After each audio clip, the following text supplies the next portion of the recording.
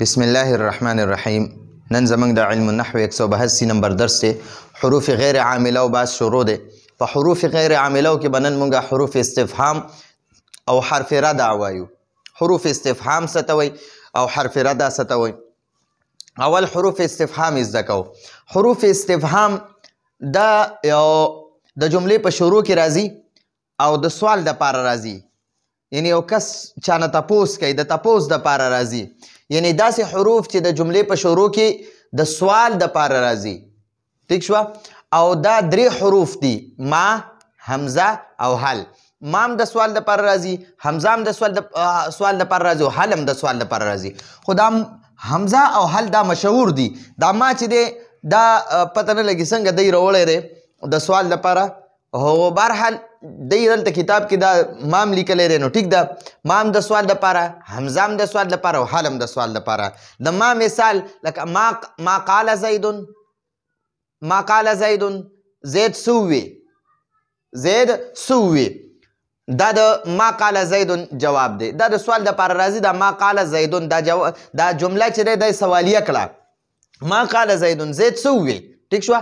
او د حمزه مثال ازیدون قائمون، آیا زید ولاړ دی؟ آیا زید ولاړ دی؟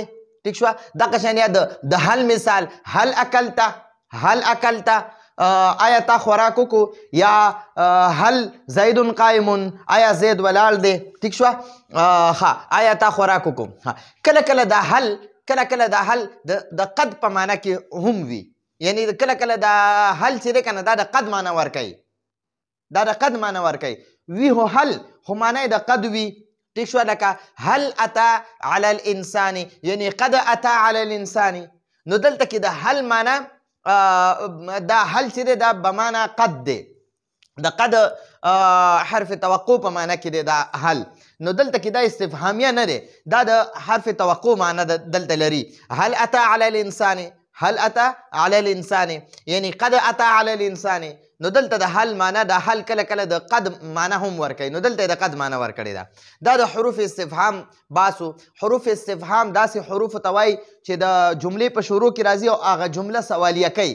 هغه جملې نه جمله سوالیه ترې جوړوي. که هغه ما وي دا مام حرف استفهام دی، د سوال دپاره راځي. دا حمزه هم د سوال دپاره راځي او هل هم د سوال دپاره راځي. نو دا څلور دا درې حروف دي، دا د سوال دپاره راځي. دې نه پس دا اتم نمبر د حروف غیر عامله او اتم نمبر قسم چې دی هغه حرف رده دی. نو حرف رده د انکار او منع کولو دپاره راځي. حرف رده د انکار دپاره راځي، د منع کولو دپاره راځي. او د دې دپاره صرف یو حرف دی، کله. کله معنا هرگز نه، هرگز نه. لکه چې څوک وایي اتبغضو زیدن، اتبغضو زیدن، آیا ته زید سره بغض لري؟ نو د هغه په جواب کې وایي لکه ته مانه تپوس کې اتبغضو زیدن، آیا ته د زید سره بغض لري؟ نو زه جواب در کوم کله، هرگز نه. لکه یو انسان وایي اتبغضو زیدن، آیا ته زید سره بغض لري؟ نو د دې په جواب کې لکه ته مانته ووایې چې اتبغضو زیدن، ته زید سره بغض لري، زه تا ته وایم کله، هرگز نه، زه زید سره بغض نه لرم. نو دا کله د انکار دپاره راغی چې یاره نه زه دا کار نه کومه. ٹھیک شوه؟ یا یو کس وایي کفره زیدون، زید کفر وکړو، زید انکار وکړو. نو زه ورله بیا جواب ورکوم کله، هرگز نه، هغه انکار نه دی کړی یا هغه کفر نه دی کړی. ٹھیک شوه؟ نو دغه شان اتبغضو زیدن، آیا ته زید سره بغض لري؟ نو د دې په جواب کې به ویلی کېږي کله، هرگز نه. نو دا د کله باسو. خو دا کله کله کله د حقا په معنا کې هم راځي، یعنی یقینا. یقینا د کله معنا به کله کله وي د حقا معنا، د حقا معنا ده یقینا. ٹھیک شوه؟ نو دا کله خو حرف رده دی، د انکار دپاره یا د منع کولو دپاره راځي. خو کله کله د حقا په معنا کې به هم راځي، یعنی په جمله کې د تحقیق دپاره راځي. لکه کله سوف تعلمون، دلته د کله معنا هرگز نه دی، دلته د کله معنا ده یقینا تاسو به ان قریب زر ده چې یعنی یقینا تاسو به زر وپېژنئ، زر ده چې تاسو به یقینا زر ده چې تاسو به وپېژنئ، یقینا زر ده چې تاسو به وپېژنئ. دا زر د معنا زه د سوف کوم، سوف. او د کله معنا ده یقینا، دلته کې د کله معنا یقینا ده. خو دا کله چې دی دا د منع کولو یا د انکار دپاره راځي. خو کله کله د حقا معنا کې ورکوي. نو دلته د حقا معنا ورکړي. کله سوف تعلمون، یعنی یقینا زر ده چې تاسو به پوه شئ.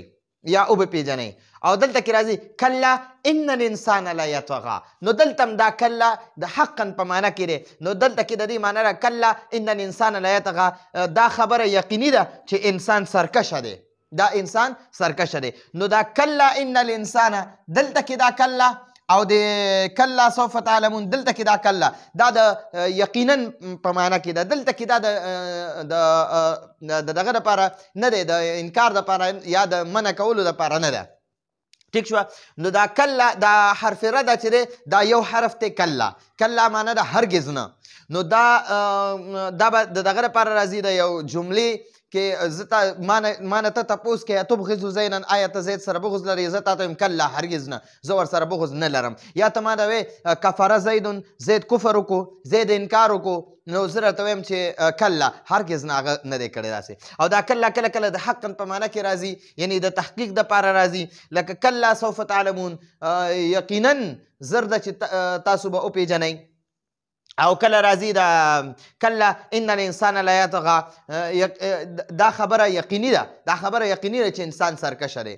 نو دا زمونږ د حروف استفهام او د حرف رده باسو. نو راتلونکي درس پر اجازت غواړو. هذا هو المرام والله اعلم بحقیقة الكلام.